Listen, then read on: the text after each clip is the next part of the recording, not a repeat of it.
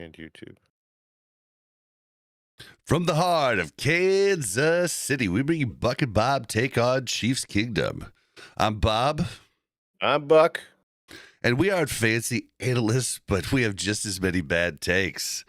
All right, in this episode, we are going to go over some free agency possibilities that the Chiefs have, and then we're going to go over some combine possibilities, or, some players to watch at the combine that are possibilities for the Chiefs to take, and that's going to be the show. If we have enough time, we will do some voicemails and some suggested rule changes for the NFL. But if not, we'll just be doing this. So I think we need to work in the voicemails today, no matter what.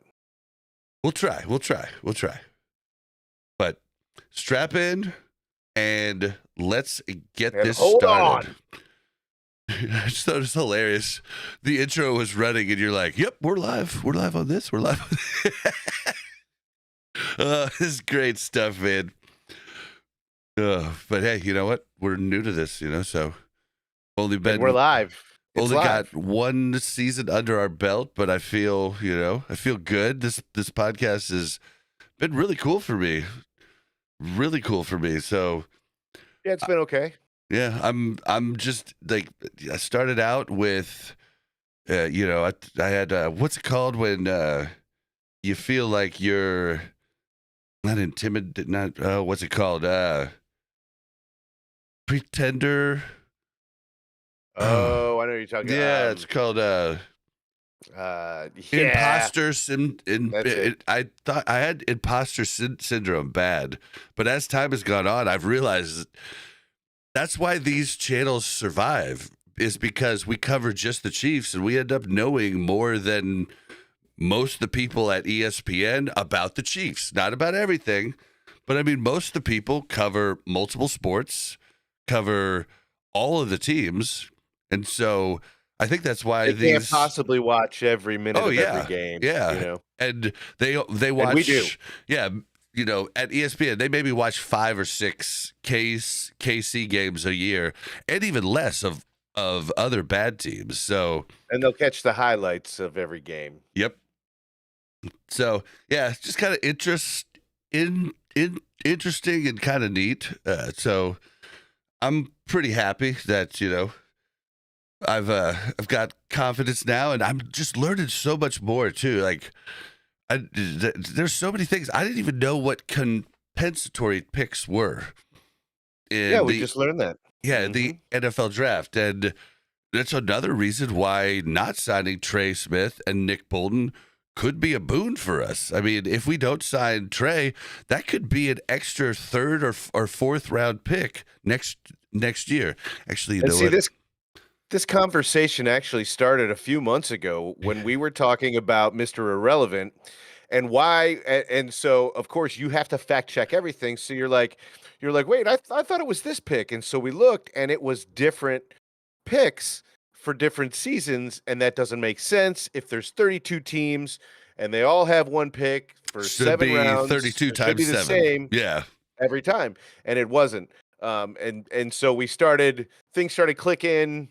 And we were looking over the free agency situation on Monday night, and we looked it up. Yep. And it's very interesting. Yep. Very and interesting. There's all kinds of different free agents, and I didn't know about adding void years to a contract, which is where you basically add years that are going to be dead cap space later on down the road in years going on, but there's a full understanding that the player is not going to play for those void years for us. So it's interesting. I guess the Chiefs don't use void years much. I mean, the Chiefs, we talk about cap space, but the Chiefs are actually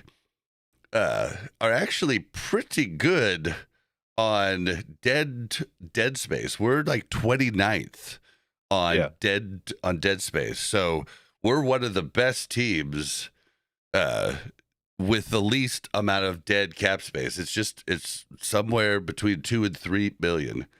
And I thought that was kind of cool, just that we don't set ourselves up, for. So I guess the Saints have a ton of dead space. What do the Saints have? Now I want to know. So, I just kind of see that as a team selling out for 1 year and just putting all their eggs in one basket, and then 48 doesn't pan million. out, and then they've got all this cap space, this dead cap money, and they're cooked for years after that, and Brett Veach has been brilliant at keeping the Chiefs competitive, Yeah, every single season, and he did without breaking the bank. We did a lot of breaking the bank. We pushed a lot this year that we wouldn't normally. I think if we weren't going for a three-peat, I think Suamataia would have been left in at left tackle and been like, "You just gonna have to learn, bro," type of deal. But we just kept pushing. But yeah, that's crazy. The Saints, they're only third. I wonder who's second and freaking first. But they have 48 million in dead cap space, and then 51 million is on Derek Carr for the cap hit this year. You just brought up an interesting question, honestly, when you said, the whole Suamataia thing. If it wasn't for the three-peat, they might have just told him. Do you think that may have been better in the long run for the season at the end of the day, knowing what happened in the Super Bowl, right? And the offensive line just crapped itself. Would Suamataia's progression over the season and probably some more losses, but assuming they get to the Super Bowl, would that have been a better product on the field? I don't think so. And just because, okay, so Suamataia, we knew when we drafted him, everybody knew he was super athlete. I mean, he had the highest at the combine last year. He had the highest jump. He was. He could jump out of a pool, a 3-foot deep pool. That's unhuman. He was like top 3 in so many different events. But I could do it. I just never met anybody else. We knew he was 21 though, right? So yeah. we knew that he was a right tackle his whole career in college, and so we really reached to have him start left tackle, especially for the way the Chiefs play, because I've realized the Chiefs play with the left tackle on an island, whereas other teams help out their left tackle like a little bit more, but we don't play that way. So I don't know that he would have been ready. I think he's going to be a lot better come next year. And when he did play at the end of the season and in the the little bits that he played, he did pretty good. Now he wasn't playing left tackle; he was playing like right guard and right tackle and different things like that. But I think those types of guys, there's most of the time. So if you take an offensive tackle in the draft, there's only one this year that most likely will succeed starting rookie year. Most of the time you have to develop tackles and you have to develop linemen. But I don't know, we should let's just go right into our talk about free agents, right? So yeah, absolutely. So we lucked out with Trey Smith. Trey Smith was coming off, I believe, an injury or an off the field issue, and that's the only reason we got him in the 6th round. It was a steal, like a colossal steal. So we got lucky with him. I don't think there's a tackle in the draft that's like that this year, where we could get him cheaper. A one-off. Yeah, like I wish. What are you tackles before the draft? Just go get arrested. Can you do that for me? And then you will drop. And then Andy Reid loves to take guys that have screwed up, and he's gonna make you right. He's gonna make you a good person. So go break the law real quick. Nothing big. Like just pop your girlfriend, your ex-girlfriend's tires. Just like slash them. Do that. Key your car. You'll be able to pay for it after you get drafted. But then By you the can Chiefs. then you can come to the Chiefs in like the third or fourth round, and we'll be down with that. But yeah, I think Sua Matia is going to be a good player, and we're going to place him someplace. We're not going to waste that second round pick. It's just not going to. I mean, we have to make it work in some way or another, and I think he's going to be there for Trey. But let's talk about the three big names. We got Trey Smith, Mhm. Nick Bolton, Yep. and Justin my Reed. boy Justin Reed. Your So, best friend. We are buddies, man. I just, he doesn't return my calls, but I don't know why the number he gave me goes to some Chinese takeout, but The laundromat. I asked for Justin, and they're always just He like, must have call back switched later. a digit accidentally. It happens. He's a busy guy. But yeah, so Trey Smith. We both have our thoughts on who we should keep, because I think it's a pretty popular opinion that the Chiefs are only going to be able to retain one out of those three, maybe two, and I still kind of hold out hope on two, but we don't agree on who we think the Chiefs are going to keep. Well, keeping Trey Smith scares the crap out of me, because we have currently $27 million wrapped up in Juwan Taylor for a cap hit this year, 26.9. So basically 27 million on Joe Thuney. Now we could restructure Joe Thuney, maybe even extend him, ask him if he, how he's 33, ask him how many more years he wants to play, and we could make something work there. But then we also have Creed Humphrey at almost 11 mil. So that's like 54, like that's 65 million just in our offensive line. And we'd definitely be, trying to think of how the deal would be structured, but it would at least be 12 million this year cap hit if we signed him for like for a 4 or 5 year deal. He's gonna make 20 to 24 mil, and it's probably gonna be around 22. And I just don't know if that's the right call when we do need to bring in a offensive tackle. We have to get a offensive tackle. So do you think Sua Matia would be a formidable stand-in then in that position next season? I'm not willing to say that yet. I think Suamate. Oh, for right guard. Yes. Oh, definitely. Yeah, I think Suamate would be a great right guard. He played right tackle his whole career. He's got I think he'd be a great right guard. And guards, Wanye Morris would be a great right guard for us. Now hold on, Wanye was good when he wasn't injured. He wasn't great. And sometimes he was a little serviceable. shaky. He was serviceable, but even above average serviceable, I would say. He had his moments.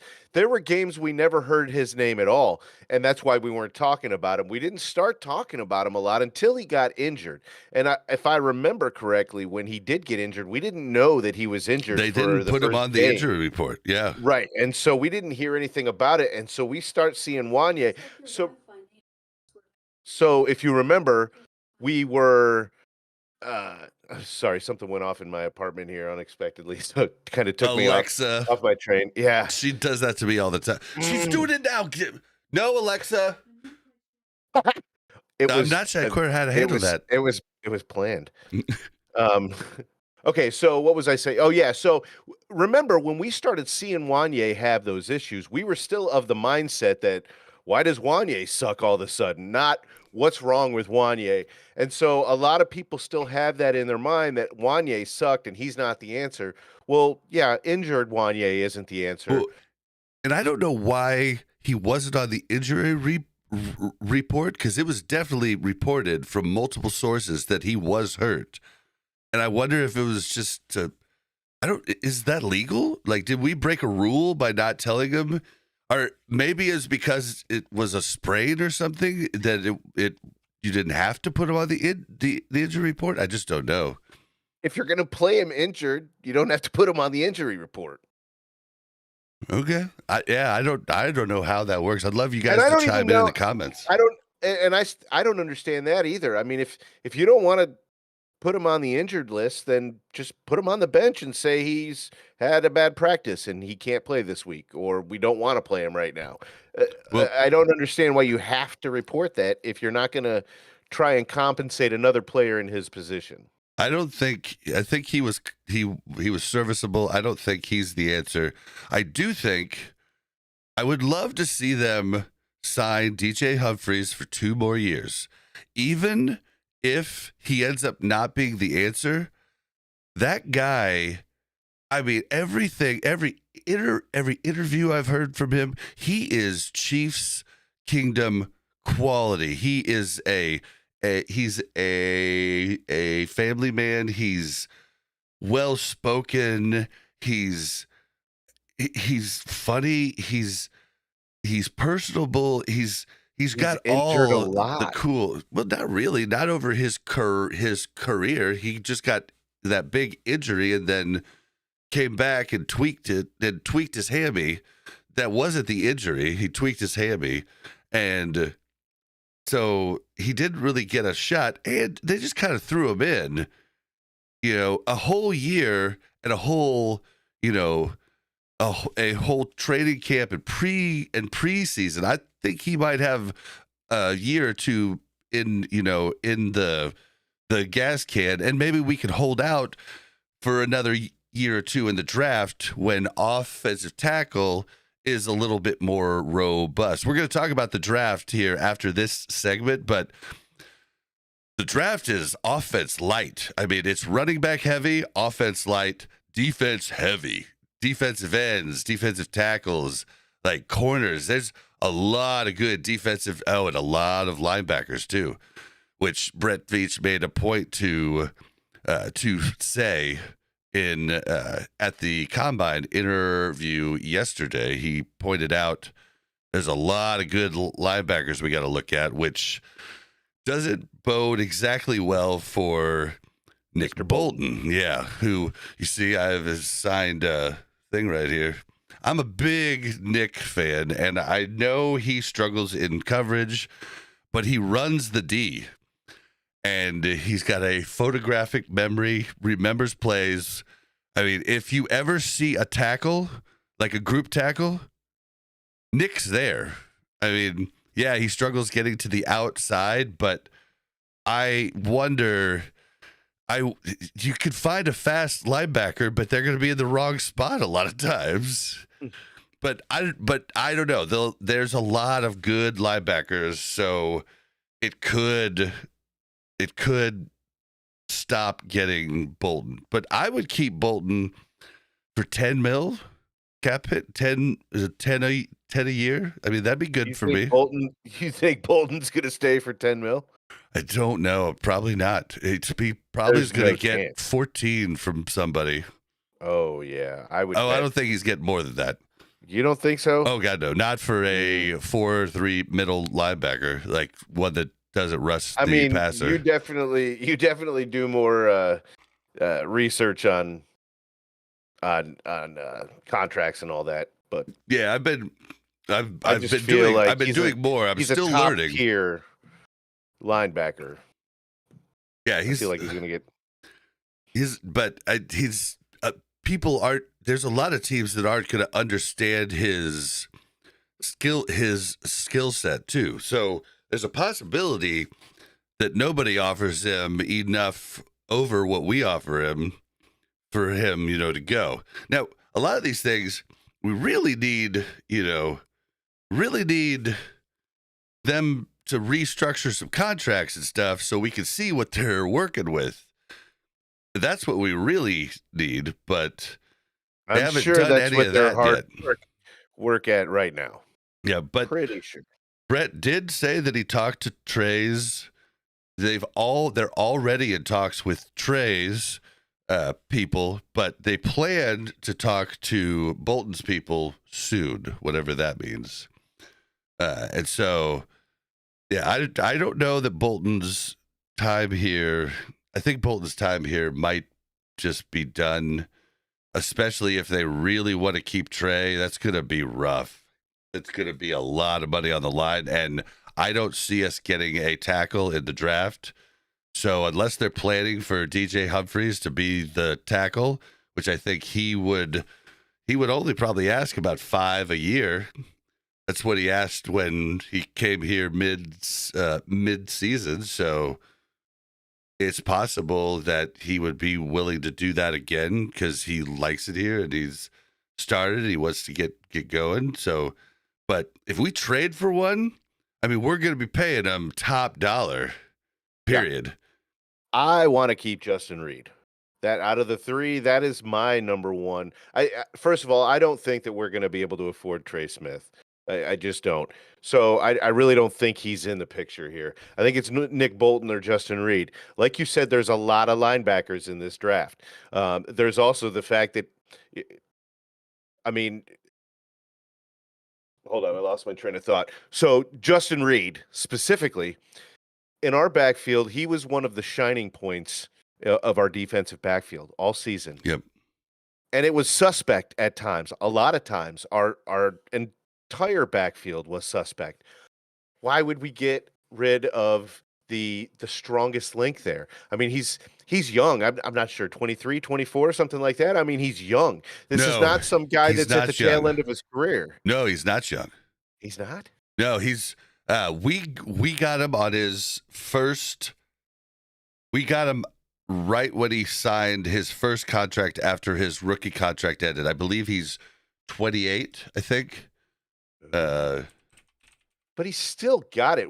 He's still got the speed, but the veteran leadership that he brings. 28, yep, 28. And then the knowledge of Spagnuolo's playbook. It's Yep. And we would be losing so much.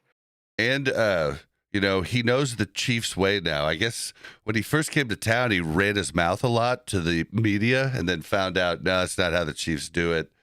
Kind of got in a little bit of trouble there, but now he knows the whole, well, you say stuff to the media. All you say is it's a good team. It's good opponents. They play hard. They play well. Yeah. That's the Chiefs way. We aren't shit talkers like a lot of the other teams, but I'm with you. I think I would rather keep him too. And a lot of people say, yeah, but Hicks can take over. And I look at him and I go, yeah, dude, I want Hicks to take over for Cook. I don't want him to take over for Reed. Like, Cook gets burnt all the time. Like, ever since he got back from injury, and it's been a bit, like, he's had plenty of time, he cannot change direction to save his life. If he's going east and the wideout, I don't care what wideout it is, goes west, he's lost him. I mean, literally a stutter step to the other side, and he can't change direction. So I want Hicks to take over for Cook. And since we don't in KC play a traditional free and strong safety, we basically play both safeties do the same jobs, then we're good on that. I think most teams do that now. I'd be interested to know, but we're out of the times where a strong safety is something that you need because you just can't hit people like you used to. And you used to get those guys at strong safety, Bernard Pollard, guys that were just jackhammers that would hit, and so you don't really need those guys anymore because that's not the way the game's played anymore. So I want Reed to stay and Hicks to take over for Cook, and that's kind of how I feel about that. But I also roll the dice at linebacker. But I don't want to pay Reed. Happens. Reed signed with us for like $10 million a year. I'm cool with that. I don't want to pay him 15. I don't want to do that. So all of this depends on money, man. All of it depends on money. And a lot of fans will be like, we just pay them whatever they want, but that's not the way that works, man. You can't, that's what the salary cap prevents. It prevents the New York Yankees in the NFL. Yeah, thank God too. Although Clark Yeah, that Hunt, would suck. That would make I mean, if you hate the Chiefs now because they win so much, think about if the Chiefs had all the money and there were no restrictions, we'd have Christian McCaffrey. the you know what I Chiefs mean? do have all of the money though. But I mean, they can't spend it. They can't. There's Well, salary caps that but we have to adhere to. well, we can still spend more by We can, but then adjusting it would hit contracts, us. turning things into signing bonuses that don't go on the cap. We already pay our coach and our defensive coordinator the highest paid coaching jobs in those two spots, right? So, Right, but that doesn't count against your cap. but no, but what I'm saying is Clark Hunt is one of the one of the richest owners in the owner group. However, there is a lot of owner groups that are owned by a bunch of people. So there's that. But Hunt makes a lot of money other places. The Chiefs themselves, we make a lot more money now, but it's still a small market team in, Kansas City where the cost of living is way lower, market price is way lower. He makes way less money with the Chiefs than he would if he owned the Cowboys, right? So that's where, his apprehension in spending too much might come. But I mean, it's also prevented. He can't just go out and buy the best player at every position and win every Super Bowl. That would make this game suck. Nobody would want to watch it. The NFL knows that, and that's why they put those salary. It makes it competitive. It Yep. it creates parity. It's almost built. It's the system is almost created to prevent dynasties at this point. And the Chiefs are Well, successful in spite of that. and even on top of that, just think we just got done with the Super Bowl and we're at the combine. Think about how Yeah. much Brett Veach and his scouting team and the coaches, think about how much less time they've had for the last 3 years when going to the combine and different things. Like they don't have a whole lot of prep time.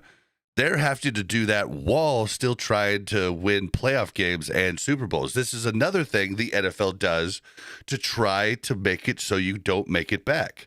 Like there's a ton of different roadblocks put in to try and make sure that doesn't happen.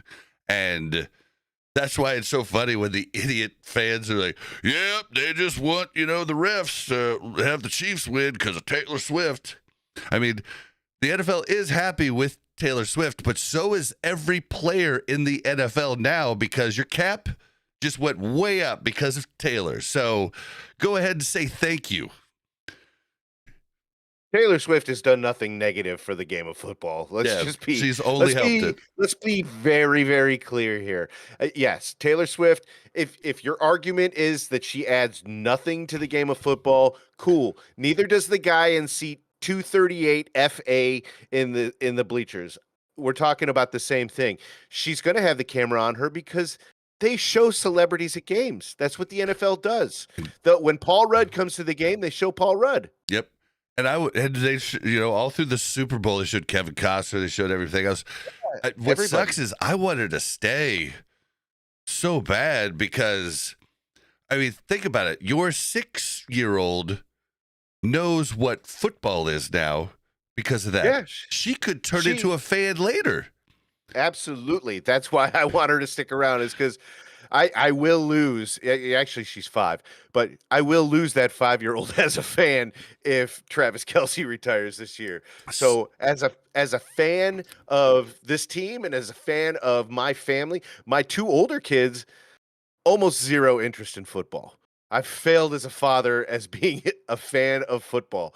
So just please help me, Travis. Please, buddy. Please stick around another year or 2. Well, speaking of Travis, and it's not like your contributions aren't going to be there. We all know that. The NFL Combine happened, and Brett Veach and Andy Reid took to the podium and talked about Travis Kelce. And both of them said, yeah, they think he's probably going to be back, right? In not so many words. But Mhm. Everybody in the media clickbaited the crap out of that and said, Kelsey's coming back. Everybody and their mother was messaging me and be like, is Kelsey coming back? I'm like, it's been radio silent. I don't think it's confirmed or anything. But everybody jumped on that and said he's coming back. I did, however, watch the New Heights podcast. They did put out a new one this week, and I did not like what I heard. What? He didn't talk about retirement at all. I think he's still He just didn't talk about thinking, staying. but he did a few times through the episode go, yeah, losing a Super Bowl, fuck, and he did that a couple times. He's thinking about it. He can't get it out of his head. But what scared the crap out of me is the difference in them talking about the podcast off season as opposed to last year when they talked about the podcast off season. So last year they decided to take a break, between seasons. And they took, I think it was a 6 to 8 week break before they brought the podcast back. Mm-hmm. This year, Travis said, all right, what do you guys want us to do here over the summer? They talked about going to all kinds of different events, different sporting events, different things. And Travis made a comment at one point with, well, I've got plenty of time, and he was just tacking tons of stuff on. And I feel like if he was trying to get himself back ready for the game, he's not going to be scheduling a ton of different events. And I mean, he's talking to Jason and he's like, we can go here, we should do this. Oh, we should call up so-and-so and do this. We should do this. We should do this. And I was thinking to myself, boy, that sounds like somebody who's not going to focus on the next year. And he literally said he only wants to come back if he's going to hyper focus and really be a help to the team. So I feel like he's leaning towards not coming back at the moment, but he still has time. And this was cleared up at the combine. The deadline that they gave Travis Kelce to decide is not a deadline by the Chiefs. It's a contractual deadline for his bonus. And if he doesn't, the way I understand it is if he doesn't say he's coming back by that time, then he doesn't get his bonus. But he could still decide to come back after that. He just wouldn't get yes. I think he'll still get the bonus. I'm not sure. I just think if he doesn't come back, he doesn't get the bonus, but maybe that bonus goes away. I've heard conflicting reports that it was $9 million. I think it's actually $3 million looking into everything, but that information is hard to find a lot of times, accurate, up to date. So I'm not sure what the bonus is, but that's what that date came from. It wasn't from the Chiefs going, bro. So Andy told Travis at his exit meeting, hey, let's not talk about it now. You go get out of town. He told it to all the different players. It's what he does. This is what he said at the combine. He said, just go get out of town. Don't think about anything. When you get back, we'll talk. So, but man, listening to him on New Heights, it sounded like he was just looking for every different possibility and thing to do, which does not sound like somebody coming back to football. Or it sounds like someone is trying to pack in as much free time in his free time as he can before he sits down and goes for it. I love where your head's at, and I hope you're right. I really do. That's what's going to help me sleep tonight. But yeah, so we'll just have to see how that goes. But let's just go over a couple possible grabs from free agency. So, is there any left tackles that you might have been looking at that you think we could maybe get from free agency? Yeah, so Cam Robinson actually, and he's not a young guy, but he's going to be of value. So on BleacherNation.com, they actually said Kansas City, which is currently in the red when it comes to available cap space, might not be spending at the top of the market. If they miss out or sit out on Ronnie Stanley, Cam Robinson could solve the problem similarly, despite being a lesser talent at this point. However, Robinson is younger and could thrive in a coaching staff led by Andy Reid in Kansas City. And then it goes on to talk about some other potential left tackles. But I think Cam Robinson would be, I mean, he's 6'6", 335. He's a big boy. He's got the arm span the Chiefs He's like. right. He's a left tackle by nature. I mean, he's, I think he would become what we were hoping DJ Humphries was going to be. And Well, I don't think I say I think if you bring him, keep DJ too. I think DJ needs to stay to be a voice in the locker room and depth. If he's willing to go for like 4 or 5 million, that's a steal. Depth, and as a left tackle, he probably can fill in at other spots too. Oh yeah, definitely. So, what about wide receivers? Have you got any wide receivers? Well, okay, so there's a whole lot of talk about T. Higgins, and I think T. Higgins is great. I think he's great. I don't know that I'd want to spend over 20 mil a year on T. Higgins. The thing that scares me about T, so we've seen this. I mean, I've seen this for decades over my time. You've got this team that's got these like 3 amazing wideouts, right? 2 or 3, and then you think that number 2 is gonna be a good number 1. And then you end up finding out after you either draft them, because this could happen in college or the NFL. You either draft them and find out, oh, they were just really good because so-and-so was double covered every time. Or in the NFL, in this case, we could find out T. Higgins is just average if Jamari Chase isn't on the field with him. I'm trying to think of the different times Chase has been hurt and what T. Higgins has done. I should have looked that up before we started, but that's the scare with those types of wideouts. That's at least the scare for me. See, for me, it's more of a personality trait, right? So he seems to me to be a diva. Oh, I don't know much about him. Really? I don't. Well, I mean, because I know Chase is, but doesn't he want number 1 wide receiver money? I believe he does. I mean, everybody does, though. I mean, sure, you can't hold that against him. Are there? Yeah, but there are definitely arguments that he would deserve that kind of money. I mean, his stats, like you say, they could just be because Jamari Chase is on the other side. But we don't. Yeah, we don't know. And it could be Jamari Chase is that good because T. Higgins is also that good too. Correct. Right. Absolutely. But when we have a history with a diva in this town that we all loved while he was here, right? Tyreek Hill. Why do you think he's a diva? Just because he wants number 1 money? I haven't heard any interviews with him, so I don't know him well.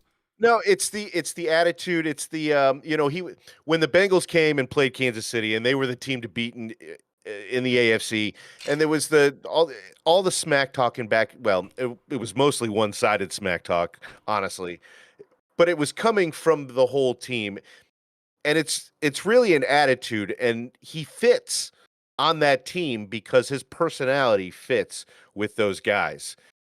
But that's not the same personality character that the Kansas City Chiefs are. Now, maybe he would come here and immediately meld in. Maybe he's one of those guys. Maybe he's just a guy that he's going to fit in with the team that he's in, and he's going to assume that charisma, that personality, that character, I think is the word I'm looking for. And maybe he would fit right in. But do we want to take that chance? Some people, I think, would argue yes. I mean, Tyreek Hill, as the one true star in the receiving room, he was able to thrive, and he got his yards. We don't know what the wide receiver room is going to look like totally yet next year. So T. Higgins, let's say that he does expect to get the rock that much, and he's not getting it. What are we going to see then? And But I mean, that's why I don't even know. That's what scares me. Well, that's why I don't even know if DeAndre Hopkins or Hollywood Brown want to come back because of their misuse in the playoffs. I mean, we've talked about it many times. I called it when we traded for Hopkins. I said I hope Mahomes is ready for this because he's never had a wideout that he could just throw to and they come down with it covered. We saw he doesn't like that. He wants to throw to an open wideout. So I turned out to be dead right there I turned out to be dead right in the fact that that's what type of receiver he was. I was hoping he would trust him more, but maybe D-Hop's saying another year having a full training camp, maybe he would trust him more. I don't know. It's hard to get that locker room camaraderie when you're pulling in people constantly throughout the year because other people that you love and have adored and have bled with are injured. It's a really weird thing our locker room probably went through this last year. So I don't know.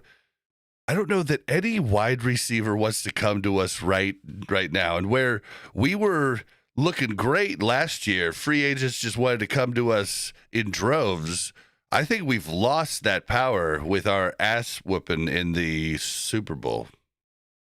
You really think that one game? Oh, I think so. Lost yeah. Us? Well, I don't think so. For wideouts specifically, I think it definitely lost us for them throwing them the ball and them feeling like they're going to be utilized in the offense. Now, Hopkins might just want to, he's like, well, I'm already here and I just want to ring and I'm set for life. I have generational money. My children's children are going to be rich.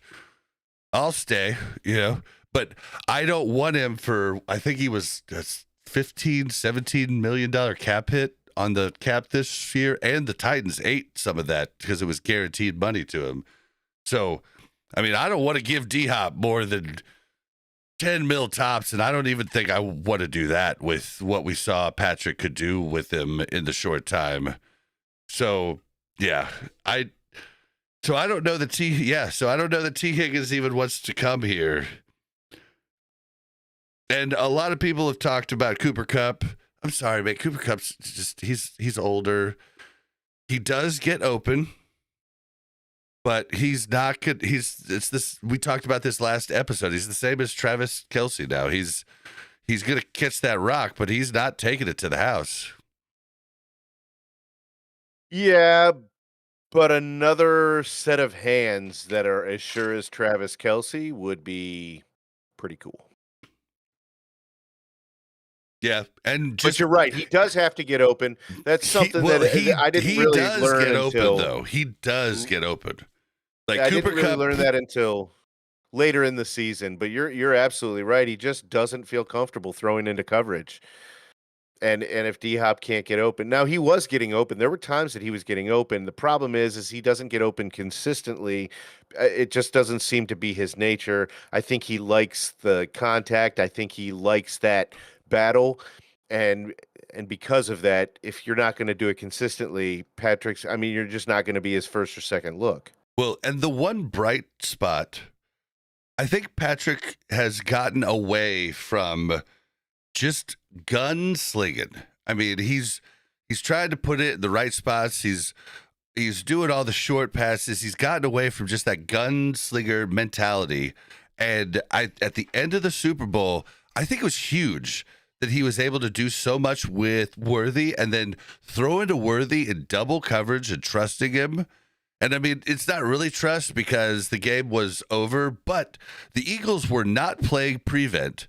That's right. They were still in that game. It was a real defense we were playing against. And I think Patrick saw that, and I'm hoping that he goes back to just gunslinging. Like that's what he does. Stop trying to, put the ball perfect.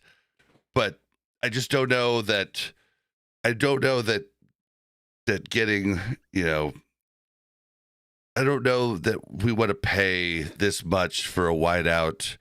I mean, when we had one guy we had to push the ball to, Tyreek Hill, the last year that he was here, our offense was worse because we had to push it to him, and every team knew we were pushing it to him. So I'm not a big fan of that one. What about you got anything for like a edge rusher, Hassan Reddick, who's currently with the Jets. Although after doing a little bit of reading, I think the Eagles, I did some reading on this last night, and I did a little bit of looking up tonight before we got on here, and it looks like the Eagles have a really good chance of getting Hassan Reddick back. But as an edge rusher, I mean, he's still at the top of his game. He's an elite edge rusher. So I'm looking at it now. He's a freaking 3-4 edge rusher. He's a linebacker, guys. The Chiefs play a 4-3. Who was it we got this from that thought they should fan-sided was our reference? Yeah. Yep. Dude, why don't these people look up and see it's a 3-4 edge rusher? I'm getting really upset, because I've heard so many people on different media things. This is where actually the ESPN media doesn't fail. Like, they don't talk about taking a 3-4 linebacker edge rusher and putting him at 4-3 defensive end. They don't talk about that on ESPN, but all the content creators do. And I think it's just because they look at stats, they look at sacks, and they think that's the same position. The 3-4 and the 4-3 are completely different as far as linebackers, defensive tackles, and defensive ends go. Corners and safeties are still pretty much the same thing. But no. And he's 30? No. But that's the talk. That's the scuttlebutt. So your opinion is no. Yeah, I would agree. definitely I mean, no. I would agree, not necessarily for the same reasons. I mean, I think a lot of us are kind of getting bug bit a little bit by the Uche thing, and he did not work out at all. I'm not arguing that you're wrong, Bob. Look at history. Just, these things don't transfer over well. He's also, I don't see that we have, even with Amenahue not in for the first, 3 quarters of the season, our defensive line was good, sometimes better than good. They were never great. They obviously were better with Amenahue, but of all the positions that we need right now, edge rusher is not the one. Well, I do think we do, because Amenahue is asking for kind of, you were talking about attitude and stuff. Mm-hmm. Amenahue thinks he's a lot better than he is. It's unfortunate to say that, but from the interviews I've seen, he wants top dollar. And you got to give us a prove it year before you could do that. Like the first year we had you, we didn't have you, I believe, for the first 6 games because you got in trouble off of the field. Then the next year, then at the end of that year, you got injured. I mean, we have to have a show me year if you want to get paid top dollar. So, yes, while I talked about how he was going to be huge coming back, the reason I don't want to grab one, though, from free agency is because the draft is full of defensive ends. And talk about that when we go to the next segment here, but we could get a defensive end and defensive tackle from the draft. Like, the draft is packed with defense. So if we're talking free agents, I really just want to stick with mostly offense, unless it's steals, Like, I want to focus on the line. Yeah. I mean, I can't argue with that. I think the Chiefs' number one focus at every corner of this offseason should be offensive line. Yeah. Yeah. But there's a couple other names. The one name I did want to cover was Charvarius Ward, ex-Chief, who went to the 49ers for obviously more money. He's still at the top of his game. I think he's 28, 29, something like that, but he's still at the top of his game. He's going to want money. But man, what would he do to this defensive backfield? And I love if we kept Justin Reed and Jalen Hicks. I love McDuffie homecomings where players go to another team and realize, the grass is not greener. I'm coming back home. It's Kareem Hunt. It's like, Mama, I'm coming home. You know what I mean? Yeah. Yeah. That. I love those types of stories. Kareem Hunt was an amazing story this last year. And so, yeah, I would be down for Ward to come back. But it wouldn't be cheap, though. Well, I don't think it's going to be as expensive. I don't think it's going to be like top dollar, though. I mean, we do need to break the trend of everybody thinking they're going to reset the market. Unless you're the best one in the NFL at that time, you shouldn't reset the market. Okay, somebody, one of the websites that I was looking at the Charvarius Ward, somebody threw out the number 12 million. Is he worth 12 million to you? I would pay 12 million for Hell him. yeah. Yeah. Oh yeah. Yeah, definitely. Yeah, I'm definitely down with that. Do you think that he would take that? And hometown discount, maybe? It's just it's hard to even know. Like, it's so hard to even know at this point because we don't know. I mean, free agency we have not been covering him. We don't know where started. His head's at. Yeah, I mean, basically the combine is going to answer a lot of questions for different teams because they're going to think, oh, we can do this here, So we'll see. I think defensive free agents. Now, this is something now that I just hadn't really considered. Defensive free agents might be a ton cheaper because the draft is so defense heavy. So that might set the market lower for these types of players. That is a possibility. I hadn't thought about that. Okay. Yeah, that's. But you're talking about edge rusher specifically? No, I'm talking about defense. I mean, corners, any safeties. Okay. I mean, the defense is packed.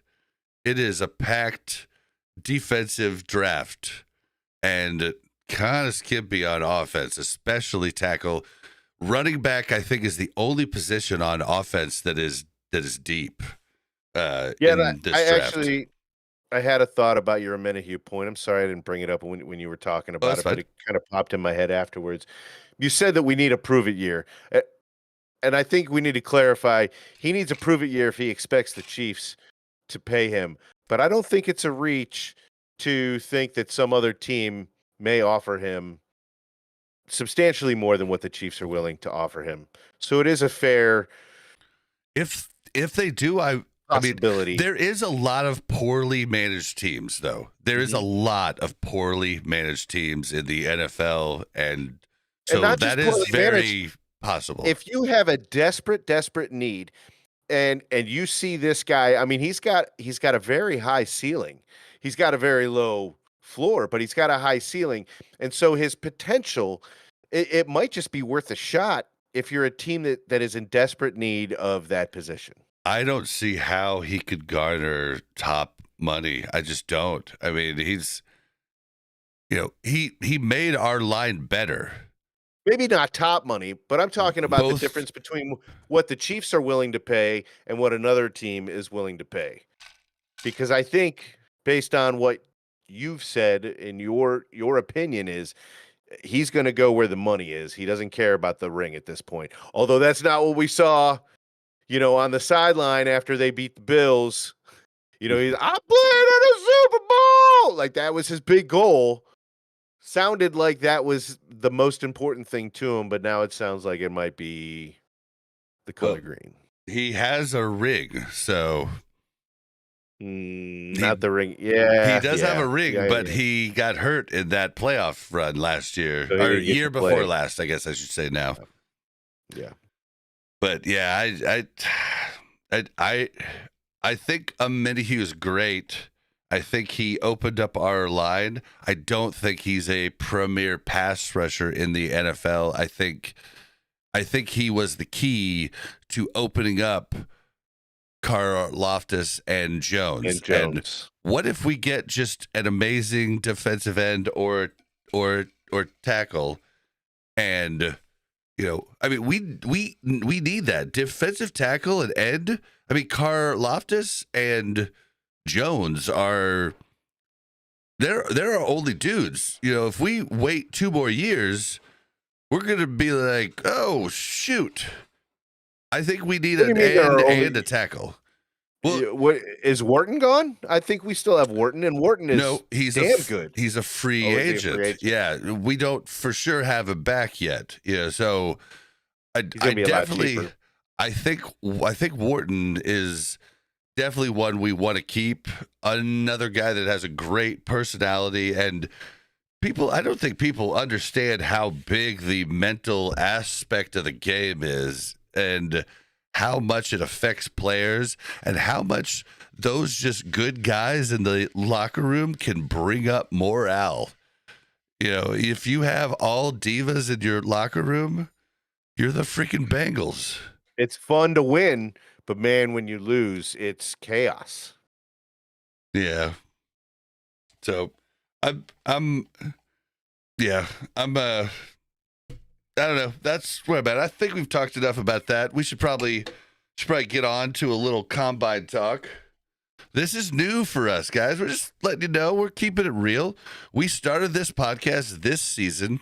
We've been really savvy fans, but being a savvy fan and being a knowledgeable resource about a team, we've found out it's a little different, but we're getting better. We're learning every week, and by the time the Chiefs suck and Patrick Mahomes is retired, we're going to be the best. We're going to be able to pick out the next Patrick Mahomes. Nope. Probably out of junior high school. We're going to be doing this podcast at 60 and be like, you remember back when we had Patrick Mahomes? Oh, I'm not going to be talking like that in 10 years, Bob. We'll see. Nope. Back in my day. Get off my lawn. Back in the day. Oh, you whippersnappers. Used to walk uphill both ways in the snow. Air. We didn't have air. We suffocated and we loved it. We knew about payphones, okay? We would get a page and we would have to stop and make a call with a quarter. But okay, so let's jump in to the combine. And we don't have a ton of time to talk about every position, but I'll start. We're going to talk about 3 positions, and I'll tell you why. We're going to talk about left tackle. That's because we had 4 left tackles cycled out throughout the year. Kingsley Suamataia, Wanye Morris, DJ Humphries, and Trey. Oh my gosh, Joe Tooney. Thank you. Mm-hmm. So we struggled there. Everybody knows that. It's all over the Super Bowl. It's definitely news. Wide receiver. We only have Rashee Rice and Xavier Worthy on the roster at the moment that have been signed. Everybody else is a free agent, and Rashee Rice is probably getting suspended start of the season, although I've heard rumors of that going down to maybe even 3 or 4 games tops.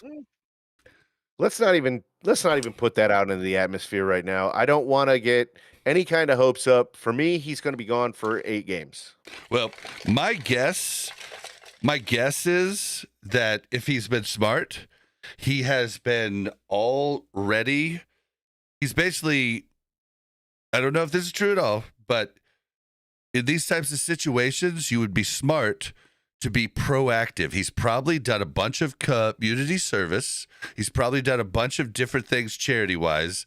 All of these things are going to go into account. He's had a lot more time to talk to a judge and tell him, hey, man, I messed up, but I've learned. I've tried to, I know you guys are going to give me, some stuff, but I've tried to, do some customer, you know what I'm saying? Like he's Community basically, service, yeah. he's setting himself up. I don't know if that's accurate, but if I was him, that's what I would have been doing in all of this off time. But either way, rumor is 3 to 4 weeks. But still, we need wide receivers. So we're going to look at that. I still think we should bring Hollywood Brown back as long as he wants the same contract as last year, $7 million. I'm down with that. But the rest of them, I'm not so sure. It just kind of depends on the buddy. And then we're going to talk about running back. Pacheco has turned into an injury-prone back. I mean, it wasn't just last year he got injured. I mean, he injured his shoulder twice. He's been injury-prone. And so he's got that tag now. It's unfortunate, but it is true. And he's also, he's a steal for the 7th round, but I really think Kansas City Chiefs fans didn't realize that he's not a premier back. He had some crazy spice, in that Super Bowl run in 23, but he's not a premier back. He could have maybe turned into that, but his vision has never gotten better. He runs right into the back of his own offensive line a lot of times, and that's just not going to work no matter how much pop he has. And it's a bummer, but that's the truth. And he doesn't have the size to break tackles. He's going to go down. He'll drag defenders, but he's going to go down. Which if he had vision, he could dodge the tackles, right? Go around. Yeah. But he doesn't have that, and he doesn't have the push. So, I don't want to get rid of him. I think he's a great second back, complementary back. Definitely not third down back, but complementary back. And we need a star, in my opinion. We need a star if we're going to force Andy Reid to run. Unless we get a different offensive coordinator, because that was the beauty about Eric Bieniemy. He would just keep smacking everybody on the helmet with his freaking whistle and being like, we need to run. Even if they know we're running, we need to run. And that was huge. I think Matt Nagy is just like, okay, whatever you want to do, Andy. Yeah. What do you want to do, Coach? Oh, no. What you want to do? I think it's a good idea. I want to pass, Coach. Is that a good? Do I get a cookie? Andy, you should do it. You're the best of all time, Andy. Yep. I'm Matt Nagy. I think I think we need a hard ass like we had with Eric Bieniemy, because we just need a premier running back. If we have a premier running back, Andy Reid has shown us if he has a badass, he is going to run. Shady McCoy is on his team. He's running. Kareem Hunt, rookie year, running all the time. I think he was the rush leader that year, if not second. And so, boom. That's the way to make Andy run, is a top tier running back, and that's what I want. But let's go ahead and jump in. You want to give me some of the possible offensive tackle prospects? Yeah, so there's an Ariante Ursary, offensive tackle out of Minnesota, 6'6", 330 pounds. He's a strong run blocker. He's improving his pass protection, but to me that means he's not good at pass protection, and it's something that has to be developed. Eh, Look, and that's okay. That's okay if he's serviceable, but we don't know. We don't know what he's going to be. But he is. He is. Is he the top A lot of tackle people, prospect? I'm not sure, but a lot of people think he would be an immediate tackle fix. Let me see if he's the. Boy, that's a name, isn't it? Yeah, Ariante Ursary. Yeah, I don't know if he's the. The number one. Yeah, I don't know. Yeah, these other two guys are projected lower than him. Yeah, I think he's projected number one. So my Which next is guy, okay. So wait a second. This yeah, is no, the you're good. number one offensive tackle in the Projected to draft. go at number 31. That tells you right there Yeah. how bad the draft class is for offensive tackle. Because if there was good ones, they'd all go in the top 10. Like, Oh yeah. if there were 4 good ones, they'd all go in the top 10. Mm-hmm. Good, Okay, not even great. Yeah. so that's scary there. But what about, say we do get DJ Humphries? What about a later round pick? You have anything for like a later round pick? Second or third, maybe? Second round, there's a guy named Patrick Paul. I love the PP initials right there. I'm just happy with that. He's going to be You gotta go called PP. PP. That's what I'm going to call him if he PP. gets drafted by the Chiefs. But yeah, he's 6'7", 330, You're gonna drive me 36 nuts inch with that. plus. Absolutely. Yeah. He's athletic. The knot on him is he's athletic, but he is raw. So he's got some learning to do. But at, second round, that size to shore up the outside, I think keeping DJ Humphries and putting one of these guys to learn behind him would be, let's just say, a great concept. It's a great theory. You and your nicknames give the audience a little backstory. We've been friends for a long time, and Years. we used to have a pretty crappy team, led by Herm Edwards, and No, we had no cut on Herm though. We love Herm. Oh yeah, we Edwards. love I Herm. Herm. Yeah. It's just I don't think Herm was the problem. I think He was. I think the front office was the problem because Herm plays to win the game. But so we had a guy named Larry Johnson, and Buck just loved to drive me nuts because he was a big favorite of mine. I bought his jersey. It's the only jersey I've ever thrown away just because he turned out to be a complete piece of crap on a human level, which was a bummer for me. Never meet your heroes. Dude, have you heard about Ryan Reynolds? Oh, man, it makes me want to cry. Turns out that he's actually a huge jerk and a bully. And yeah, we'll talk about that off of stream. But later. Yeah, never meet your heroes. But so Larry Johnson was one of my favorite players at the time, and Buck just loved to make me mad by calling him Lejo. Well, and Derek Johnson played I in the was same. getting to that. I was getting to that. And then he saw how much it pissed me off, and we had another Johnson on the team named Derek Johnson. So he was like, Dejo. Dejo, come and Lejo gonna run. Yeah, I was just like, someone kill me. I don't think we ever actually sang that song, but it just came to me now. But he did definitely drive me nuts with that. But okay. Wait, did you talk about Tyler? No. You want to bring up Tyler? I mean, this could be like a possible third round grab. Maybe even fourth. Yeah. Yeah. So if you're getting Humphries, that could be Tyler Booker, 6'5", 335. He's a guard with tackle potential. That's what Suamataia was.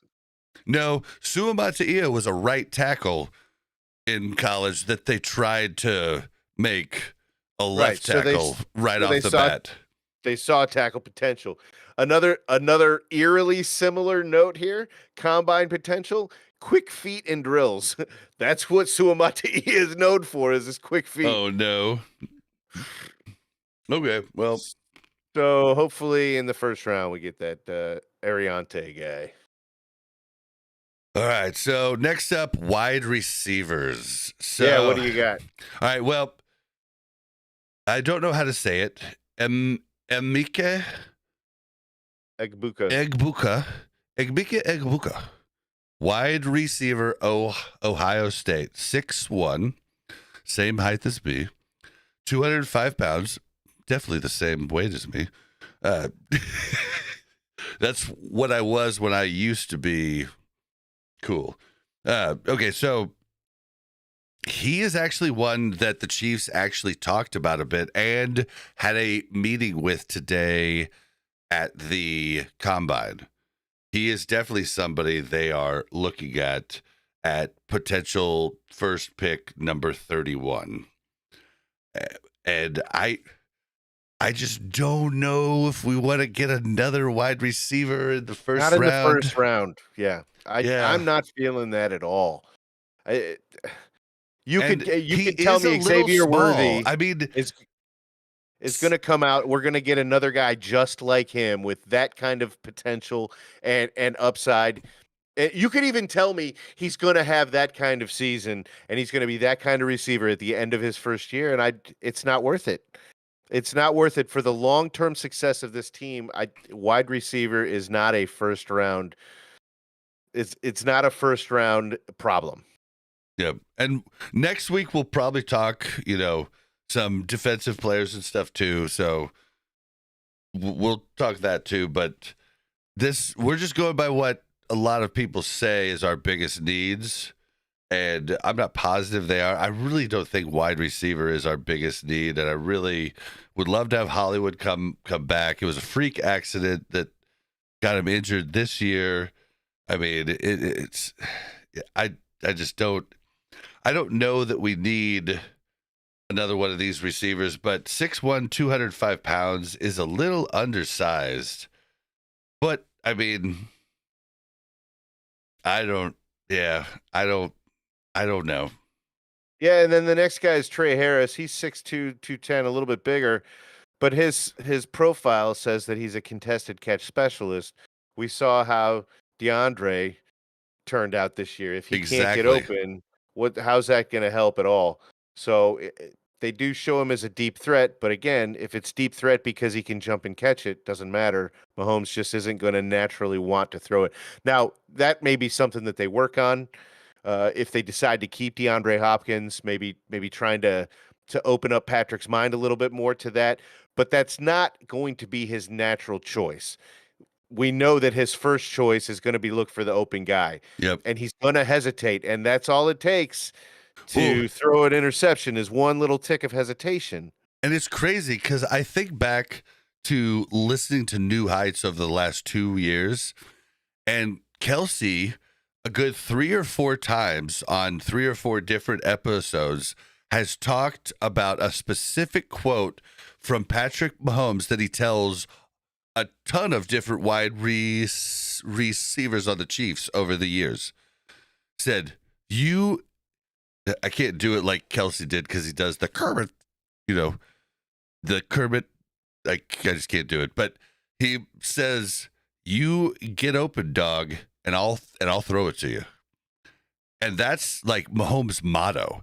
And it didn't really sink in until this year. And I was like, oh, that's the only way you're going to get throw the ball is if you get open. And it was just crazy to me to think about.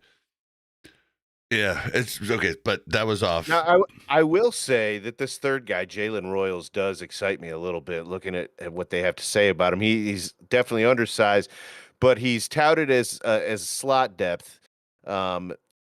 His big notice, he's an explosive separator.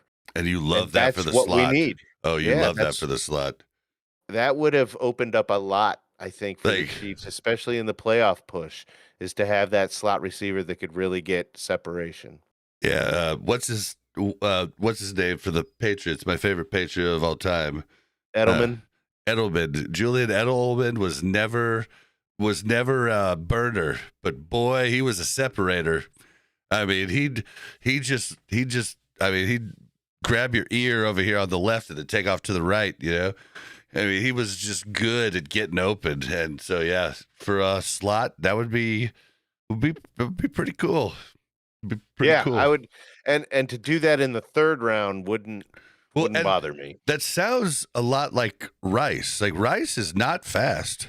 Rishi Rice is not fast, but he is a good separator, as we saw for the first half of these season. He's turned into a good separator. Hopefully, with his injury, he comes. Side point: the biggest mistake Patrick Mahomes made this year was hurting Rashee Rice. Was going for the fumble. That's what he was doing. He was going for the fumble recovery. And man, no. Mahomes was no, he running.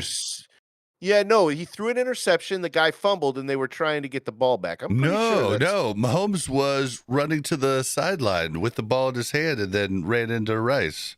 All right, you guys, we're going to look this up again, and we're going to watch the video after the show together, Bob and I. And so stay tuned. Watch next episode when Bob comes on here and says, I got to tell you, Buck, you were right. He's watching it right now. He's watching it right now. Pretty sure it was an interception. The guy fumbled it, and they were trying to recover it. You are definitely right. I am wrong. This doesn't happen very often, so I will say, Buck, you were right, and I was wrong. Damn it. I hate that. My memory normally serves me well. My bad. Yep. Mahomes went low. Don't do that. All right. He didn't do it on purpose. I mean, he was going. Of course not. He was going for the ball. Like, of course. Yeah, of course not. But still, it was the biggest mistake that he made. Can you imagine what the season would have been like if Rice had been there the whole time? Yeah. Yes, I can definitely imagine. Yep. Sorry, Eagles. You would have lost. That I can butterfly effect. Say that. There's yeah. Butterfly effect. I can just say that. No, listen.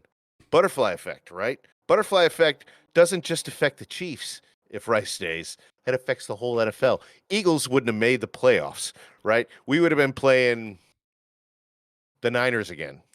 Dude, another little short tangent about the Eagles. Man, their fan base is looking bad right now. I'm looking at all the comments on our different TikToks and different things, and they just write 40-6, 40-22, and I just write back, congratulations, you played a good game. It's nothing about what the context of this short is or anything, but I don't say that. It's dumb. It's like they haven't won in so long that they just have to try and milk it as much as possible. And I think back to when the Chiefs have won, and I think back to that first one we won after going for a 50-year drought. We were not petty like you guys. You guys are petty, and I know it's not all of Philly, but your fans are making you look bad.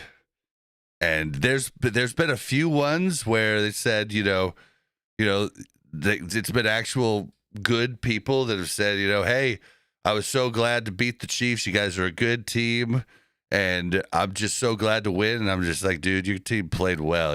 That's the type of fan that you would hope every fan would be, but it's crazy how much these guys just hate the Chiefs so bad. And Philly fans, I hate to break it to you, but the majority of the NFL fan bases hate you too. Like they hate but they hate the Chiefs more. Yeah, they hate the Chiefs more because we've been better. I mean, that's just a fact. That's not not an opinion. We have been better. So they hate us more. But they hate you for that same reason, because you've been really good. But they hate you and disrespect you a little bit more because the tush push. Sorry, but it's the truth. It's you run your team on it, and it's literally your persona. It's like, if you think about the Eagles, what do you think first? Tush push. That's the first thing you think about the the Eagles. And yes, I do know that the rest of the teams can't do it as well. Jalen Hurts has a crazy squat. Like, his legs are so powerful, which makes it Josh is a little bit more top heavy, strong up top, right? But it's still not respectable, guys. I hate to break it to you. It's just not. And nobody's going to. It's a silly play that shouldn't be in the NFL. And yes, you are the best at it, and I will commend you for taking a cheese play, the quarterback sneak, and improving it beyond belief. 92%, I think, was what your success rate was, not last year, but ridiculous. The year that you lost the Super Bowl, that was a 92% play. So, yeah, but your legacy is literally going to be, for these Super Bowl runs, the tush push. And yeah, I guess Philly dudes like pressing other dudes' butts. I mean, to each their own. We don't judge, but it really is the city of brotherly love. You said that in a very judgy tone. I'll say that. Tushing, pushing in brotherly love. I'm just saying, it all kind of works out now. Pushing. Woo. He's got a nice little. Okay, let's move on. All right, let's talk about running backs. Because I want a running back. I want a running back in the second round. What's available in the first round, Bob? I mean, there's Ashton Jeanty, Boise State. But he's generational talent. Yeah, this is the type of guy that I talk about where Andy Reid would be forced to run. That's kind of what I want, is forced to run. And that's what this guy would do.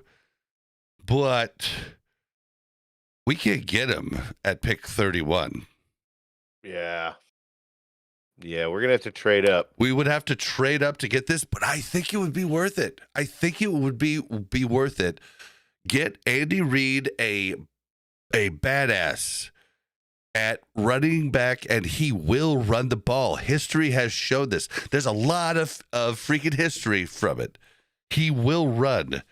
I mean, and they're saying he mirrors Alvin Kamara, which is the Saints' entire offense. I mean, if we had a back like that with Patrick Mahomes, I mean, I dare to think if Kareem Hunt had never screwed up and stayed in Kansas City, we might have 5 Super Bowl wins right now.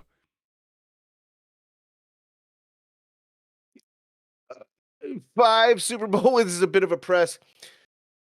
We have 3. Man, it's just 2 more. You can have Alvin Kamara. And we went to 2 more.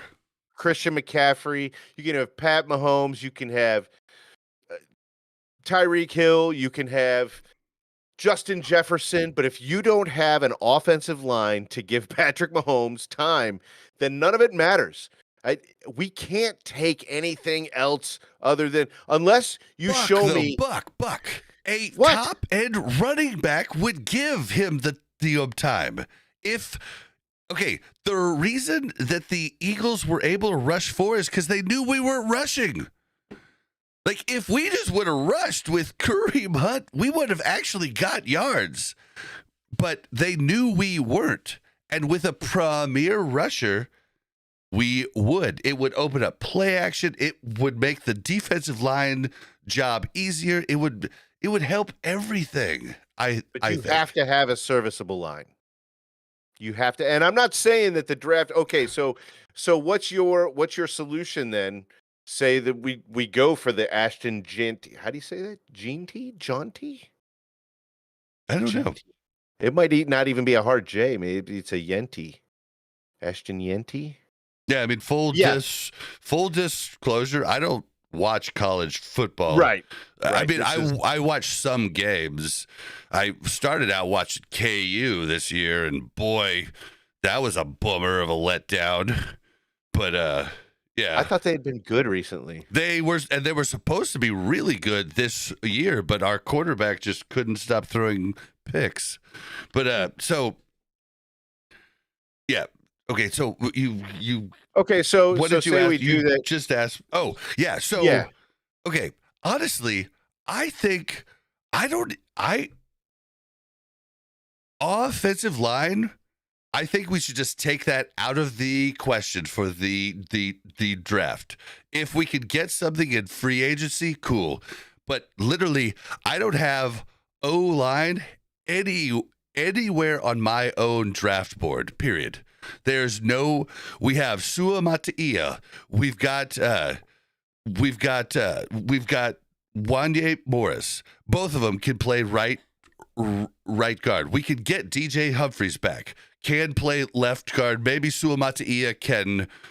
They could fight for the job with a running back. You're going to make the line's job easier.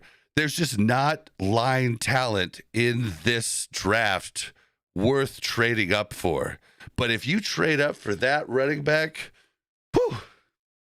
But that's what I think. What about the guys you think we could get out of the first round later on? And there is a lot of good ones. It's just I want a badass. So Amari and Hampton, we could get him in the second round, right? 220, 6'0". He's a violent, powerful runner with a burst. That would fit very well with this offensive line. What was it? 1,577 yards, almost to 7 yards per carry average. Yeah, but 22 touchdowns. That's plays 2024. Yeah, but he plays for North Carolina. I don't even know.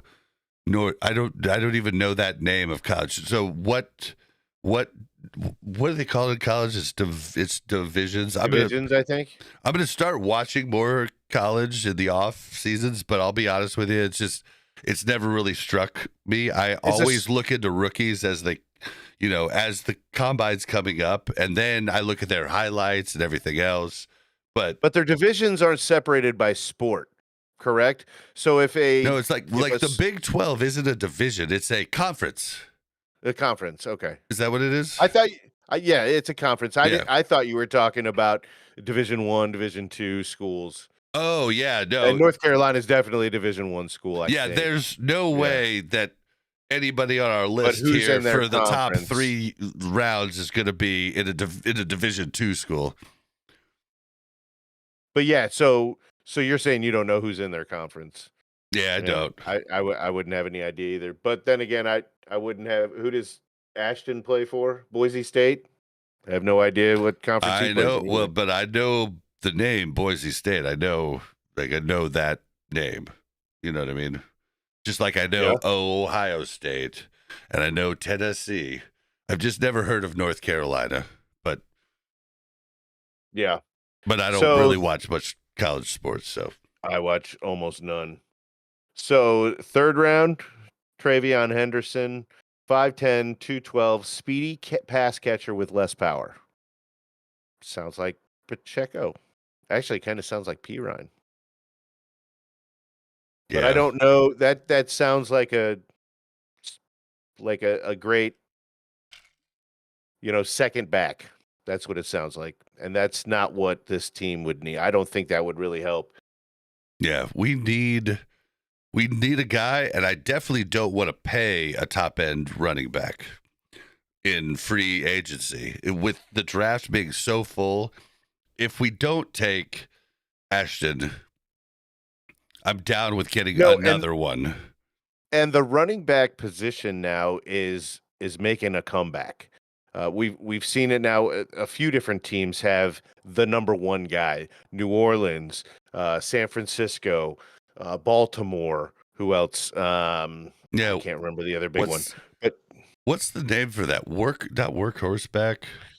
I mean, that's one name for it, but all down back. That was a name we used to call it. Every down back. Maybe that was it. No, that's not it. But that was one of them. Yeah. So was the workhorse. Workhorse was Yeah. one, but it's not Yeah. exactly the term I was thinking of. Premier back. Premier back, maybe. Yeah. Same thing. But that yeah, I think you're right. If the But Chiefs do to be go in the fair, direction of running back, it does have to be a premier back. Andy Reid has never. Andy Reid's the one that is one of the creators of the running back by committee, style. I mean, he's Yeah, one of the creators of that with began the Brian decline of Westbrook the and star running yeah, back. Yeah. Mhm. yeah. So, but if he gets himself one, he He uses might them. change the game again. Yeah. Yeah.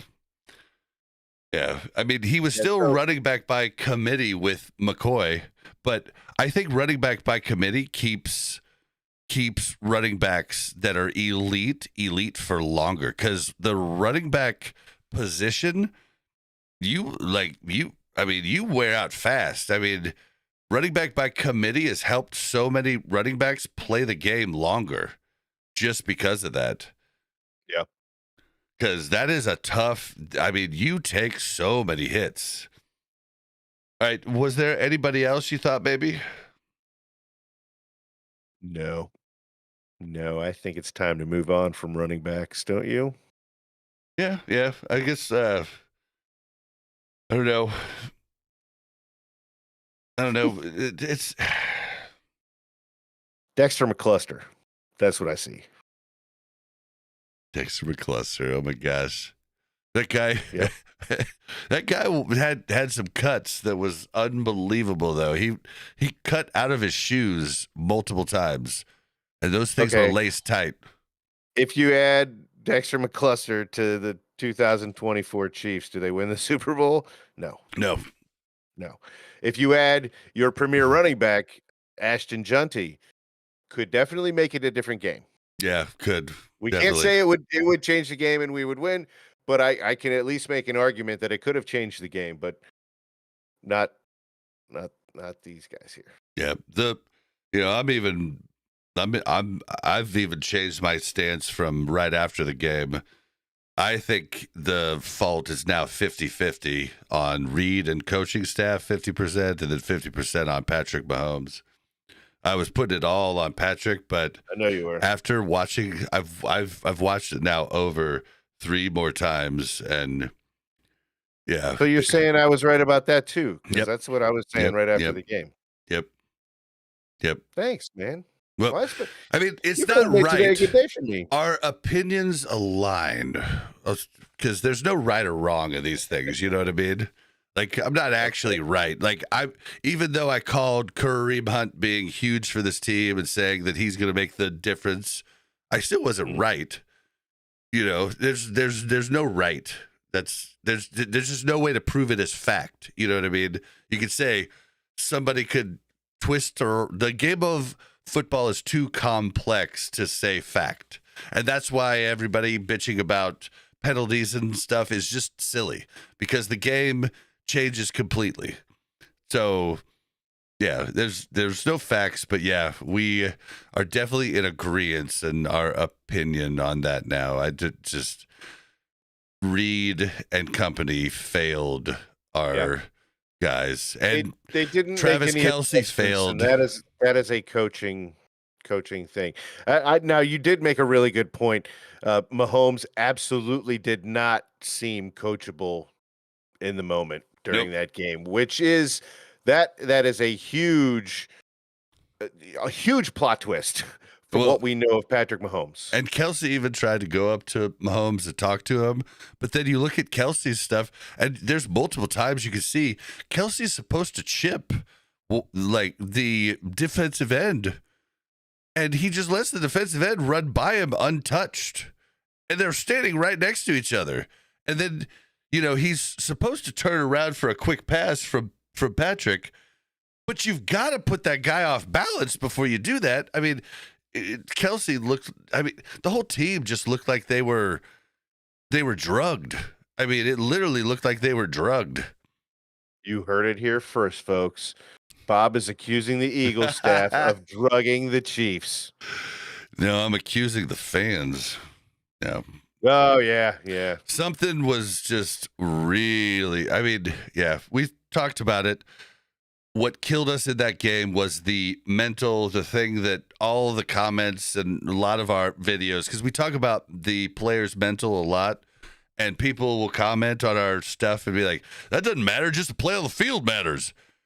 And I'm just like, dude, the mental matters so much. What are you talking about? It's literally probably one of the biggest parts of the game.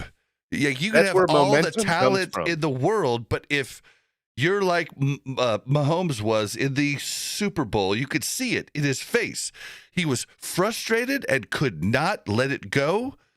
And I've been there myself. If you at home think you haven't, you're lying to yourself. People shut down, and our team shut down on that. And yeah, it's a bummer. I would love to be the team therapist here and have a sit down with Mahomes just to see what his mental walkthrough of the whole thing was, you know. All right, well, Buck, we have went way too far over time, but you really wanted to do the voicemails, so I do. we will go ahead and tack that on, although I don't think anybody's going to click on our 2-hour stream, but we'll give it a shot. Yeah. Well, we're at like an Almost. hour 36, but we're going to do it. So the first 2 minutes. The first voicemail comes in. Hey, I really enjoy your podcast. That guy Buck seems pretty nice and a decent looking guy, but that guy Bob, he is really handsome. Y'all keep up the good work. Thanks, Dad. Yep. Thanks, honorary dad. That's literally my dad, and you know, I'm glad he still thinks I'm good looking, but you know, just saying. You could find pictures of me from, you know, decade ago. I was pretty good looking. Not there anymore, and I do miss my good looking privilege. If anybody thinks that's not a thing, then they're probably good looking and have never not been good looking. But you get free things, you get a lot of things. People give you breaks. It's yeah, you get a lot for it, but it's interesting going from that and then coming to now and being like, oh, well, now people like me because I'm nice to them. Oh, man. But I would love to go back to that. I would love to go back to that. But you can't. You get old. Getting old sucks. But thank you, Dad. I love you, too. See you at the course tomorrow. Nice. Hey, Buck. Hey, Bob. This is Jeremy. I just heard that there's a chance that the Chiefs might move to Kansas, and you guys told me to let you know when we're going to go see an Arrowhead game. Me and my girlfriend and her family, we're going to see the Chiefs play this year. I don't know when yet, but we're coming to see that game, one of the games at Arrowhead. And I just needed to make sure that is they still going to have the games at Arrowhead this year, or if they move to Kansas, what does that mean exactly? So I kind of need to know about that, since we're going to be going to a game where we're going to be at that time. I don't know where we're going to be going, if it's Arrowhead or somewhere else. Maybe you guys could shine some light on that for me. I'd really appreciate it. All right. As always, guys, take care. Keep doing what you're doing. You're very entertaining. I love your show. Keep up the good work, guys. Go Chiefs. Jeez. All right. So just right off on the top of that, normally we probably wouldn't meet up with a listener of the show just if they wrote in or something. Like if they came up to us and said hi or something like that, it'd be fine. But Jeremy, if you come down, you definitely have to get in contact with us. We will We're definitely having a drink. hang out. Yeah, we'll have a drink. We're You having a have drink. been our biggest fan, one of the only people It's that almost since call day in. one. Yeah, you're one of the only people that call into our voicemail, which for anybody that doesn't know, that's 816-866-1066. You could also leave text messages there too, if you would like, if you just want to give us something. I mean, leaving YouTube comments and comments on Spotify and stuff helps us more, but I really love the old school radio thing of the voicemail call-in, so I'd really like more people to call in. It's 816-866-1066. So yes, we would definitely love to meet up with you and your, what does he call his girl? He calls His lady. Would his love lady, to I meet think, up with you and your lady. So, lady. Yeah. and we'll introduce you to our ladies. Bucks is his right. Oh, okay. I'm just stop that right there. Whoa, whoa, whoa, whoa, whoa, whoa. This is a kid safe show. It's my left, by the way. Unless you're looking for some strange. Okay, stop. Okay. So yeah, but hey, no worries at all, Jeremy. This is something that we've talked about on a couple of our first episodes this season. It's something that's in talks. If they do move to Kansas, the stadium won't even be built till like probably 2029. So it would be, the lease at Arrowhead isn't up till I don't even know. I think 2028. The short answer, lease. yes, you can still go to a game at Arrowhead for at least a couple more seasons. Okay, So when yeah. when you come to the game this next season, we will be meeting up, having a drink. At the Yeah. famous historic Arrowhead Stadium, one of Yes, we will. the last bastions of the first stadiums.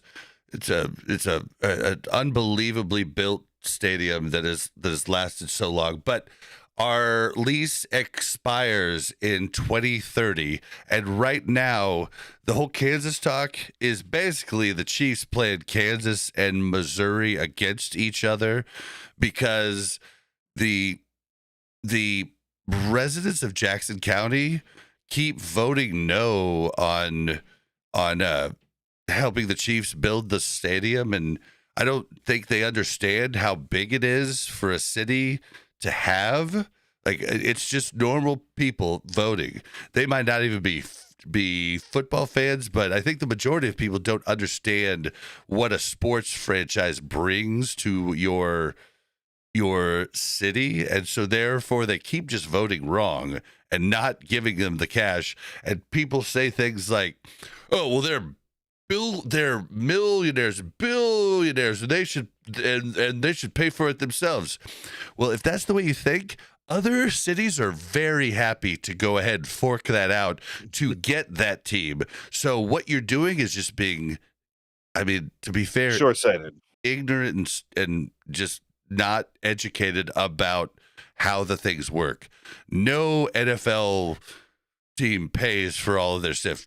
No MLB team pays for all of their stuff. That's not the way it works. What they bring to your city has to decide if that's worth paying for stuff. And unfortunately, Jackson County leaves it up to the voters who don't actually understand the benefits of it. But for us,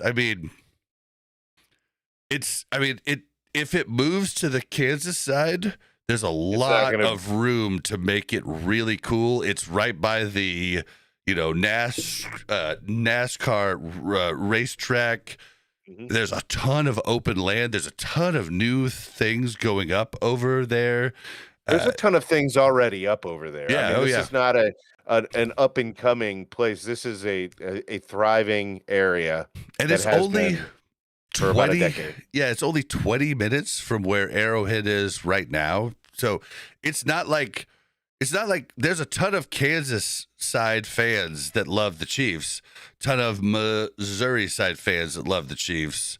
So it really doesn't super matter. And Kansas, the state of Kansas, is trying and has been trying for the last few years, maybe even a decade, to annex Kansas City, Missouri, to be on the Kansas side. So yeah, so like it's nothing weird here. Like I could literally drive for 4 minutes and be across the state line. So we live right on the border, and so it's not that big of a deal. But next year it will for sure be at Arrowhead. No worries there, brother. Can't wait to see you, Jeremy. Yeah, it could be a good time. All right. Right, time to wrap up. Yeah. What do we have to wrap up? Some teasers for next week. We'll talk about, because the combine is a place where a lot of talk happens. I really wanted to go this year, but I mean, my wife couldn't go with me. I would have had to go solo. And if we're trying to break into conversations, I would need my wife to get me in there because she's good at that. So, yeah, there's a lot of talk going on, though. So there's a lot of rule changes. There was a push to end the tush push. That's been put out. Everybody thought it was the Chiefs because you guys are silly and think that we're butthurt. Sorry, we've won 3 Super Bowls in the last 5 years. We're not butthurt. We're feeling pretty good. Still feeling like the best team in the NFL and a dynasty for years to come. But the Packers call for the tush push to be eliminated. It is dangerous. It is lame. I mean, that's facts right there. It is lame. That is a fact. No, I'm kidding. It's an opinion, but it is a fact that it is dangerous. It is dangerous. Yes, that's a fact. And Jason Kelsey, who supported it, will tell you that every time it was called, he was dreading it because it was a chance that he was going to get hurt, and it just hurt for him to do it. And so I don't know about the other positions, but I know center must suck. Is what it sounds like. But that's something that's been on the board. They're looking to replace the chains with an actual virtual assistance model. We're not going to tell you how we feel about it, all of this stuff, just because it's a teaser, and there'll be more stuff, and we'll throw that in a later episode. But the NFL is considering expanding the replay assist for several fouls in 2025. They are looking to extend the overtime rules in playoffs to be overtime rules in the normal season. So that's where, if anybody doesn't know how they differ in the playoffs, every team is guaranteed 1 possession, even if the other team scores a TD on their first possession. This is the rule that Josh Allen, the Bills got changed after they lost to us in the AFC Championship, I believe 3-4 years ago. But that's they're looking to maybe make that for the whole season. Then there's the kickoffs. They're looking to tweak that. Onside kicks, they're looking to tweak because it was atrocious this year, and the percentage went down to 6.45. So why even do it? There's talk about doing like a 4th and 20 or a 4th and 15. We'll let you know what we feel about that in the coming weeks. And then on the officiating side, there's the replay assist. They're looking into different things like roughing the passer, face masks to be reviewable, which is good because there's a lot of times I would love to see it reviewable. If you see that on the Trinitron, that flag needs to be thrown. But it also needs to go back if it's wrong. We had the Chiefs got a couple of those, and it made fans hate us. It's not our fault, but it made other teams' fans hate us because just like every other team, we got a penalty that went our way that was wrong, but you just see us because we win, and so yeah. But that should be good. And then the first down thing, and then it's gonna be. There's going to be a lot of possible changes coming to rules and different aspects of the game, and we're hoping the officiating can get helped a lot.